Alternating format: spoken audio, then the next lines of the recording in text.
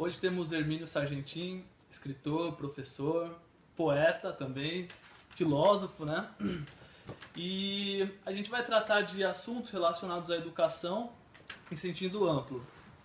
Então, eu gostaria de começar pedindo para você se apresentar para a galera que assiste o site, que vai acompanhar, falando um pouco do que você faz, do que você escreve e da sua trajetória até aqui. Eu sou fundamentalmente um professor de língua portuguesa, mas eu diria que, antes de mais nada, eu sou um apaixonado pela palavra. Eu vivo da palavra e para a palavra. E acredito na palavra como um elemento transformador do ser humano. Todos esses anos, nesses meus 50 anos como professor e 42 anos como autor de livro didático. Quantos livros, mais ou menos? Eu devo ter por volta aí de uns 100 livros didáticos produzidos nesses anos todos. E eu sempre procurei, na verdade, encontrar dentro desse meu trabalho com a palavra caminhos que conduzam o aluno, o ser humano, a um processo de construção. Porque, Tiago, você sabe que a língua escrita, ela constitui a expressão maior da racionalidade e da sensibilidade humana. Segundo Teilhard de Chardin, que é um filósofo aí do século XIX, o homem se distingue do animal não porque pensa, mas porque pensa que está pensando. E esse pensar que está pensando faz o homem um ser criativo e inteligente, capaz de transformar as coisas de a si mesmo. E o instrumental que lhe permite pensar que está pensando é a palavra. Eu diria que o homem será tanto mais homem quanto maior a capacidade de pensar que está pensando. Por isso, ele será tanto mais homem quanto maior o domínio da palavra. E é nesse sentido que eu situo o meu trabalho de instrumentalizar essa garotada para se tornarem mais intensamente seres humanos. Nossa, até arrepia, porque é bonito a forma que você consegue, assim, como posso dizer, juntar a filosofia com a gramática, o português, no mesmo barco, assim, é fantástico, assim.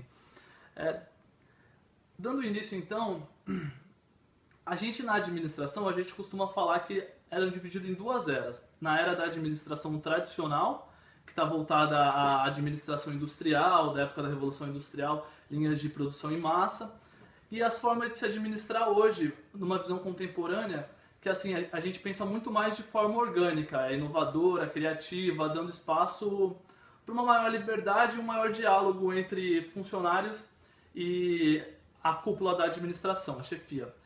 E a gente percebe que na parte da educação, né, das escolas, apesar da minha pouca experiência, em conversa com pessoas mais experimentadas, a gente percebe que a educação tem se mudado de tempos mais remotos para tempos mais contemporâneos. Talvez até por causa dessa interação com a globalização, com celulares, tablets, todo mundo conectado a tudo. E existe uma maior necessidade, talvez, de ter alguma nova forma de se pensar isso, né? De se adequar, porque aparentemente não está dando muito certo a visão tradicional da educação.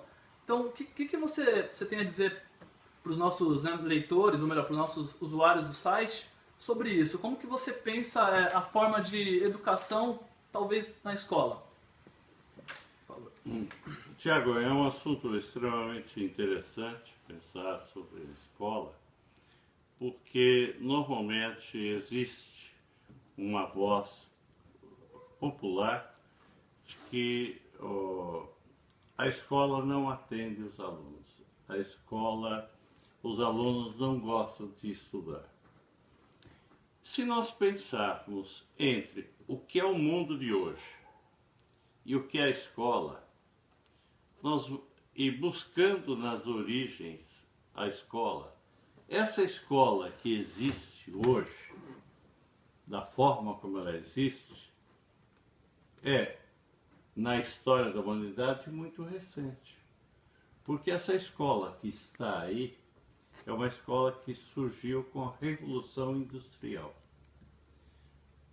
Final do século XVIII, início do século XX, nós tivemos uma Revolução Industrial que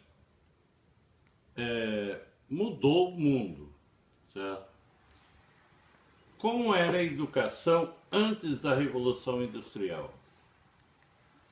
A educação só tinha acesso à educação uma elite. E a grande parte da população era analfabeta. E como que se ensinavam? Eram professores que falavam sobre filosofia, história, geografia, matemática, física. Não existia segmentação. O que aconteceu com a Revolução Industrial? Quando os produtos deixaram de ser fabricados de uma forma artesanal e começaram a ser produzidos em série. Essas máquinas, para operar essas máquinas, precisavam de pessoas que soubessem ler, que tivessem algum conhecimento. Então, o que se fez na Revolução Industrial? Começou-se a alfabetizar a grande parte da população, a grande maioria, digamos assim, que era analfabeta. O que eles fizeram? Colocaram em salas, grupos de salas. E as carteiras? Uma atrás da outra. Certo? E o conteúdo? Dividiram-se os conteúdos. Matemática, português, história, geografia, filosofia, religião. Foram todos compartimentalizados. Essa é a escola que nós herdamos. O que aconteceu? Eles tinham que dar maior volume de informação, então foi feito isso. Por exemplo, hoje os alunos ficam um atrás do outro. Essa arquitetura da escola vem da Revolução Industrial, quando na verdade hoje se pensaria muito mais numa sala de aula semicircular, em que todos os alunos estivessem olhando para todos e que o professor fosse o elemento apenas de articulação entre as diferentes vozes dos alunos. Isso é a primeira coisa. Segundo, a gente sabe que o conhecimento é produto da relação entre as várias informações. Eu conheço algo quando eu relaciono A com B. Então, nesse mundo globalizado, não tem sentido mais se dividir por conteúdos. Português, matemática, história, geografia, etc. O que se pensaria numa escola? Uma escola que não tivesse como programações conteúdos, mas competências. E que se realizasse projetos. Eu vou dar 2 exemplos. Existe um país no mundo que está avançando nesse sentido e que já quebrou as paredes da sala de aula. Esse país é a expressão maior, é o topo da educação mundial, que é a Finlândia. Eles quebraram as paredes e se trabalha interligando as várias disciplinas. Coisa linda. Isto é trabalhar. Agora, como que se trabalha por aí? Por projetos. Então, o aluno deixa de fazer, de aprender conteúdos que ele não sabe. Ele está lá estudando sujeito, predicado, ele fala, para que serve isso? Quando, na verdade, quando ele estuda por projetos, ele trabalha objetivando algum produto final. Inserido no contexto. Seria no contexto. E esse produto final está interligado à sociedade. Sexta-feira eu estive aqui em São Sebastião, num projeto que, de certa forma, eu ajudei a criar, que foi a poesia está em todos os lugares. E os alunos do 6º ao 9º ano... De qual escola? Pode falar. A escola objetiva aqui de São Sebastião. E os alunos do 6º ao 9º ano, ao 9º ano não, do 6º ano fundamental até o ensino médio, criaram poemas, e esses poemas foram estampados nos muros. Eu, inclusive, sugeri à direção que o próximo ano fizessem um projeto de fazer poemas nos diferentes lugares da cidade. Então, rodoviária, viagens, supermercado, alimentação, hospital, saúde, Rua da Praia, turismo, e os alunos fariam poesias ou poemas ou frases que estivessem ligados a isso. É preciso que a escola saia, que a escola dialogue com a sociedade. Então, se eu tenho, e foi extremamente gratificante de ver no pouco tempo que eu tive lá nesses muros poéticos da Escola Objetivo, né? Ver como os alunos participavam do projeto. Eles vinham pedir sugestões. Professor, como que é melhor essa frase? Como que é isso? E eles buscando a forma de materializar aquelas ideias. Tornar uma arte também. Então nós temos que deixar esse aluno de ser um ouvinte e se tornar ativo. É por isso, talvez, Tiago, que a escola tenha se tornado muito chata.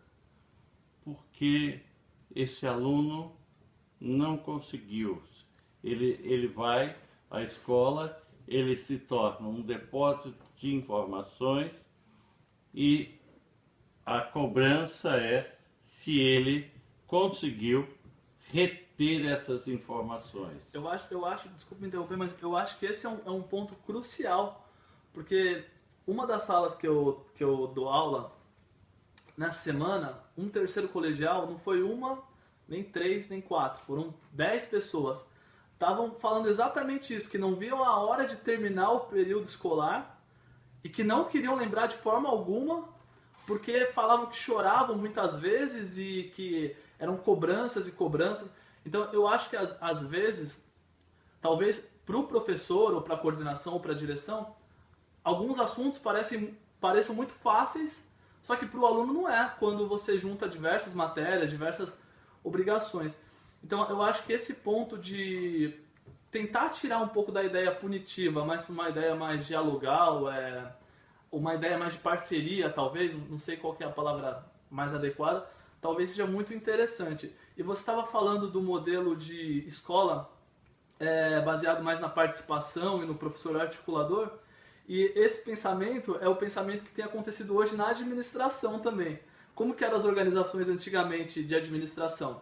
Eram chamadas de organizações funcionais. Tinha o presidente lá em cima, aí o diretor de marketing, o diretor de produção e o diretor de finanças. E aí cada um com seus funcionários.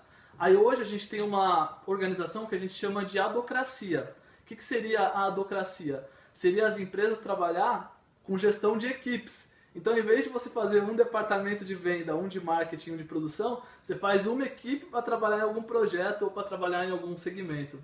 Então, é fantástico a gente ver como tudo é interligado na vida. Educação, administração.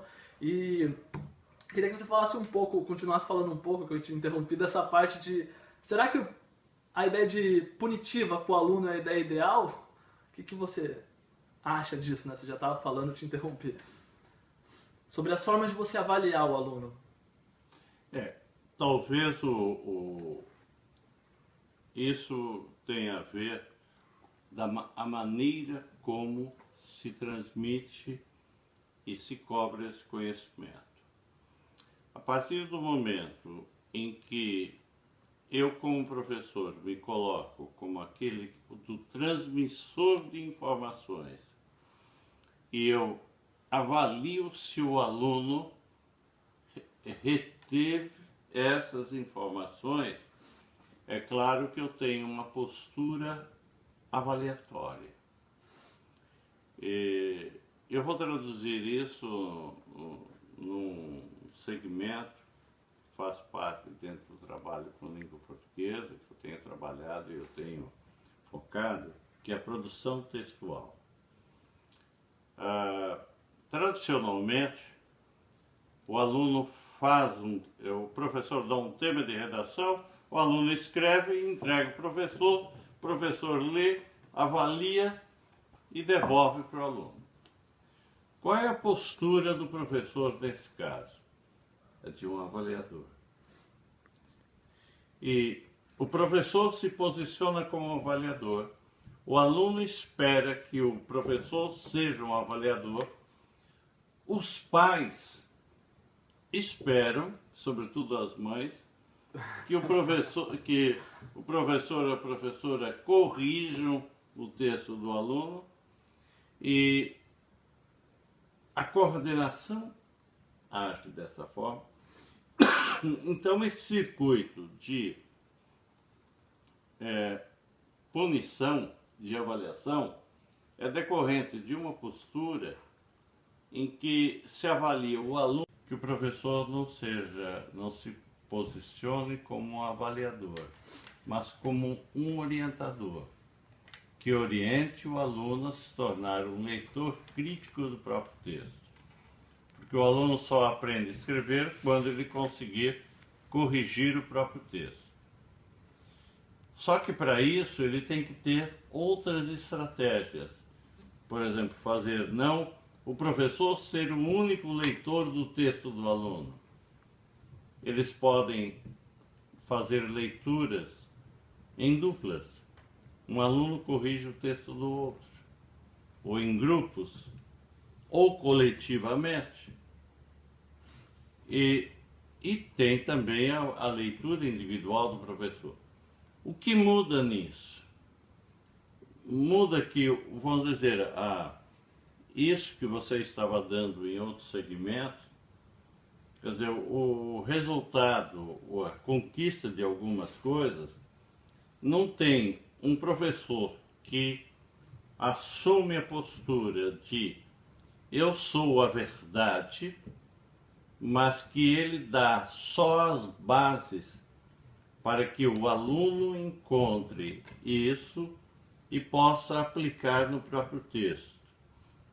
Porque esse aluno só se tornará um redator eficiente da língua portuguesa quando ele souber avaliar o próprio texto. Essa postura, isso exige mudanças, Tiago, e não é fácil, porque esse professor veio de uma escola que agia assim. Tradicional. Então, essa escola, ele continua agindo dessa forma. Os pais vieram dessa escola e esperam do professor essa mesma atitude. Mudar comportamentos são posturas que não ocorrem do dia para a noite. E o que aconteceu na sociedade aí nas últimas gerações? Antigamente, bem antigamente, uma mudança ocorria numa geração, começava, passava para a geração seguinte, depois para outra. Então, a diferença entre o pai e o avô não era tão distante, porque as mudanças eram mais lentas. Hoje não. Hoje as coisas mudaram tão rápido, muito rápido. Eu vou dar como exemplo o que eu tenho aqui na minha frente. Não sei se dá para você depois pegar, mas eu comecei a escrever um livro numa máquina que está lá. Uma máquina era uma máquina, eu escrevi o primeiro livro nessa máquina, que Olivetti, que de 1974. Depois, uns 6 ou 7 anos depois, eu escrevi numa máquina elétrica. Uns 8 anos depois eu escrevi o livro, já era uma máquina elétrica, mas com esfera. 20 anos depois eu escrevi um livro naquilo lá que foi o meu primeiro computador, 286, final de 88, certo? Veja quanto tempo demorou para isso. E em 95 surgiu o Windows, que não existia. A mudança que está nesses 40 anos, entre a maneira como eu escrevi o livro há 40 anos e a maneira como eu escrevo hoje, como se escreve, foi uma mudança radical. E foi na história da humanidade em tão pouco tempo. Então, quando a gente pede essa mudança é difícil, porque exige uma mudança de postura dos professores e exige uma mudança não só dos professores, como da sociedade. Porque se eu hoje montar uma escola que seja o top daquilo que eu imagino ser, eu corro o risco de ir à falência, porque os pais não vão colocar os alunos nessa Não querem escola, contratar. porque ele está fugindo aos padrões. Então essa percepção de que o mundo está mudando e de que a sociedade está mudando, a nossa cultura está mudando, não ocorre de uma hora para outra.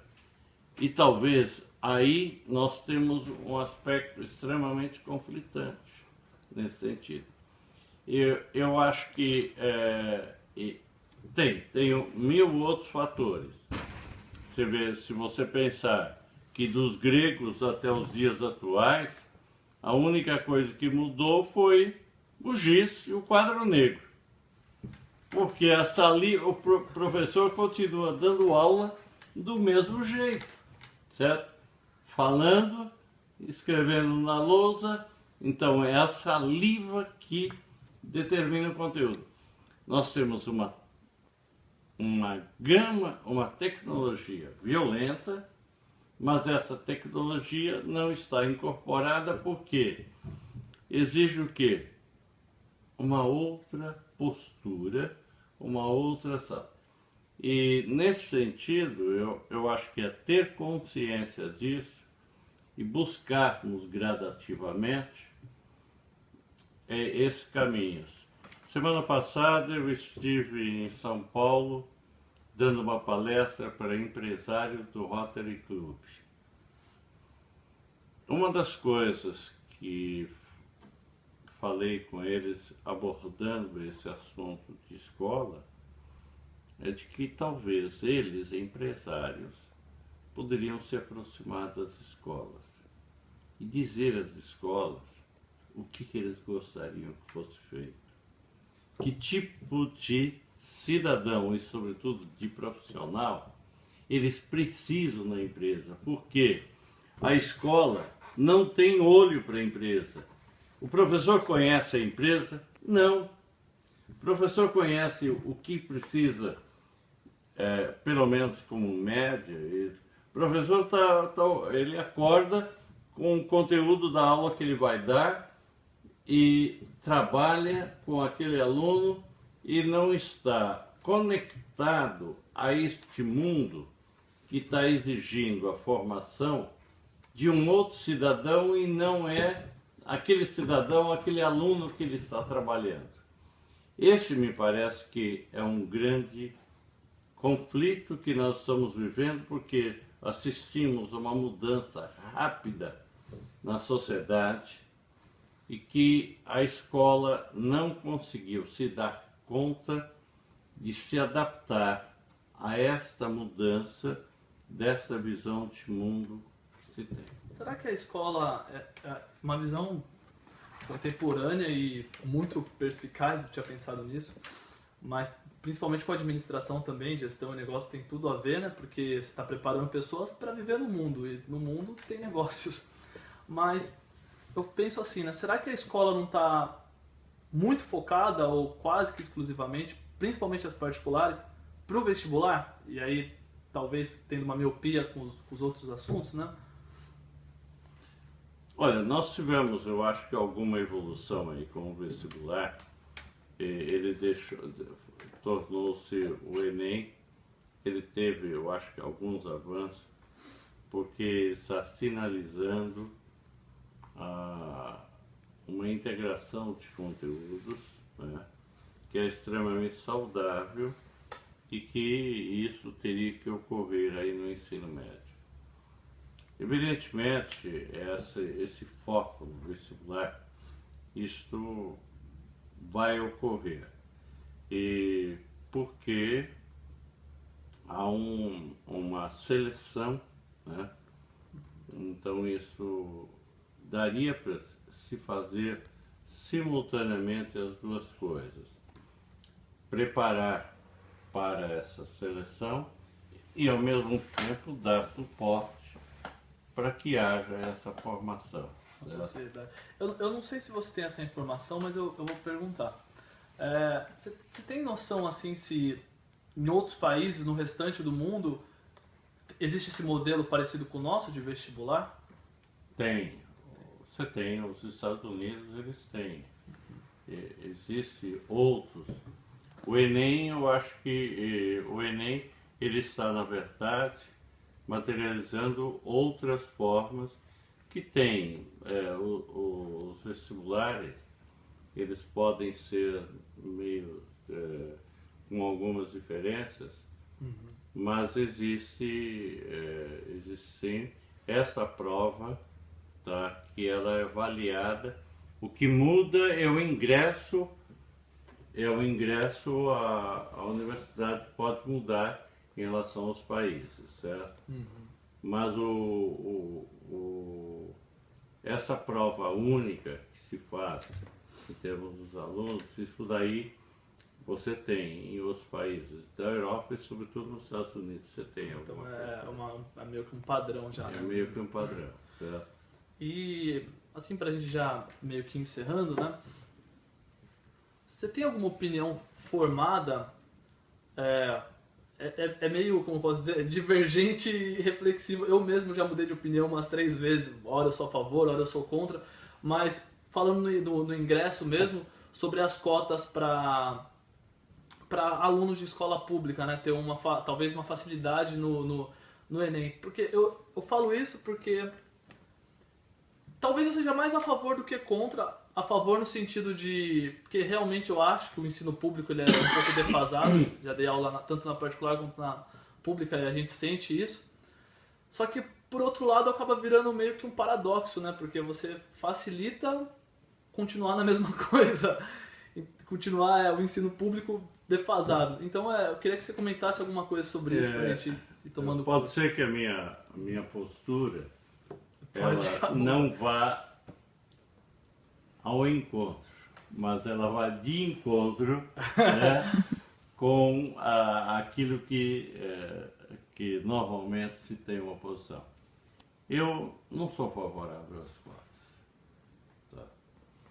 Eu acho que as cotas são um remendo. Tá? Não abordam o problema essencial. Primeiro, é oferecer um ensino de qualidade para todos. Tá? Isso seria fundamental. Tá? Então, se dá cotas, na verdade, é tentar, vamos dizer, amenizar um erro que fala, eu tenho, então eu vou tentar amenizar. E na verdade, também não é por aí. Se eu pensar, por exemplo, que eu sempre estudei, inclusive, em escola pública. Olha só. E eu vou dizer, eu comecei a trabalhar em escola particular. 2 anos depois, quando eu tinha condições de trabalhar, de entrar, eu fui para a escola pública, porque era uma escola que tinha um padrão de ensino superior que me remunerava muito mais que a escola particular. Pô, caramba. Isso nós estamos falando final da década de 60, né? Um pouco lá atrás, início da década de 70. Eu posso até situar São Bernardo do Campo, é um lugar que a escola pública que eu dei. E eu me lembro, os professores dessa escola, eu era novinho lá, 20 e poucos anos, mas os professores mais antigos, eles tinham carro do ano, tinham apartamento naquilo que era, vamos dizer, o Point, aí na praia, São Vicente, né? E a escola pública tinha uma projeção, entende? O que aconteceu é que a partir de 71, com a chamada democratização do ensino, então se espalhou, são muitas histórias, porque a partir de 71, com uma determinada lei que houve aí, houve uma democratização do ensino, certo? Então, o ensino para todos, ótimo. Só que não tinha professor para esse ensino para todos. O que eles criaram? A licenciatura mínima.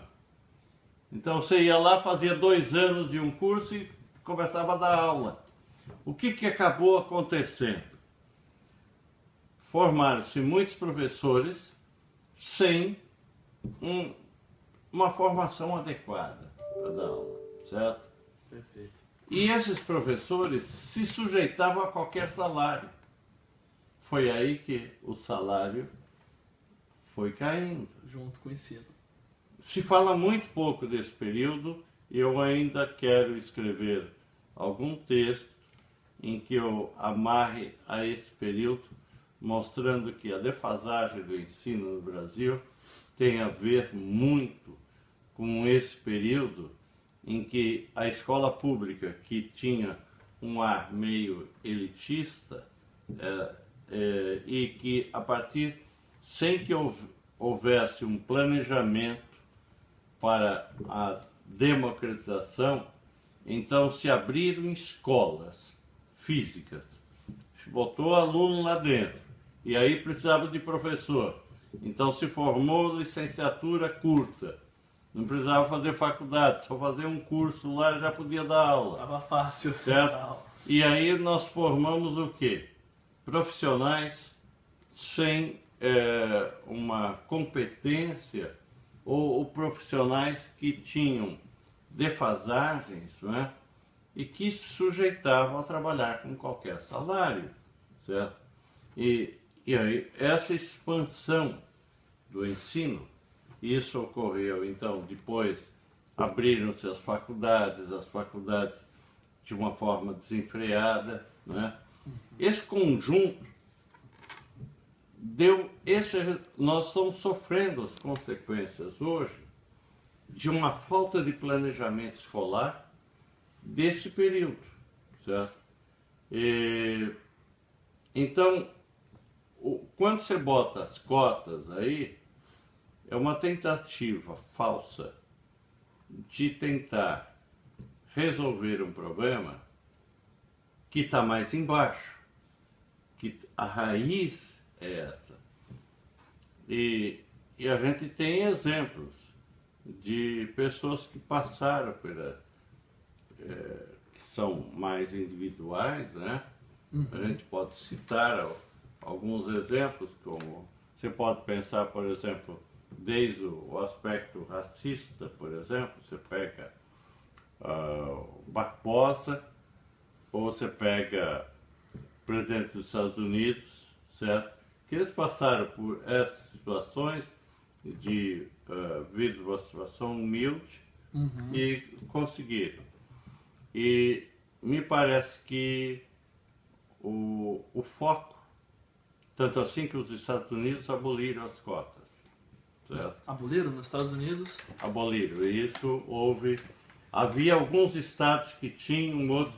Então houve uma redução dos estados que hoje oferecem cotas. Então é uma tendência, a tendência, pelo menos em alguns outros países, ou nos Estados Unidos especificamente, é decrescer. Melhorar o ensino e decrescer as cotas. Exatamente, decrescer. E eu vejo um pouco mais como uma propaganda uma postura muito mais política, tá? E que faz bem. Então você está defendendo as minorias, quando na verdade, por que o filho do negro tem que receber um determinado tratamento, como se você está estigmatizando, como se um negro fosse alguém que precisa de ajuda. E não é verdade. Você tem uma grande gama, né, segmento da população que está carente de emprego, carente de comida e carente de instrução, certo? Então esse segmento, vamos dizer, essa visão de compartimentos pela raça, né, ou é um pouco perigosa, porque é só a gente pensar qual o percentual de população que está com dificuldades ou tem problemas. X. Quantos desses são negros? Certo? Eu não estou nem dizendo a mais ou a menos, eu estou colocando a partir de uma outra ótica, que é oferecer a toda a população aquilo que o governo tem a obrigação de oferecer, um ensino de qualidade, ter condições. Perfeito. Então, já deixou muito claro a sua opinião, vai um pouco de encontro com a minha. Eu só penso um pouco na abordagem das cotas no sentido da pessoa que está precisando agora entrar na faculdade e de repente eu não sei se ela vai, sem a cota, conseguir entrar, né? Mas você deu exemplos como o Joaquim Barbosa, o próprio Barack Obama, que calcaram o seu caminho e conseguiram, né? Então a gente vai encerrar por aqui, foi sensacional, muito obrigado. E se você quiser divulgar algum projeto seu, algum livro, algum trabalho específico de uma pessoa que já rodou vários estados dando aula, né? Eu fiz uma rápida pesquisa, eu vi que você já deu aula em São Paulo, Rio de Janeiro, Fortaleza também. Então o espaço é seu e de antemão, muito obrigado, viu? Eu é que agradeço, Thiago, e eu devo parabenizar, primeiro, a minha admiração pelo idealismo que está em você, e eu tenho certeza, muitos desses, nós só valemos a vida pelos sonhos que lutamos. O dia que você não tiver sonhos, você deixa de viver. Tá? E o homem vale pelos sonhos. Eu sinto em você um jovem que tem assim uma explosão de sonhos, tá? E eu parabenizo por essa ideia e estou torcendo pelo sucesso dessas ideias, dessas e de outras, tá? E nós somos, Thiago, nós somos produtos das nossas conquistas. E só se você tiver sonhos, você realmente cria objetivos da vida. Então, vá em frente. Mais uma vez, parabéns, tá? Eu agradeço.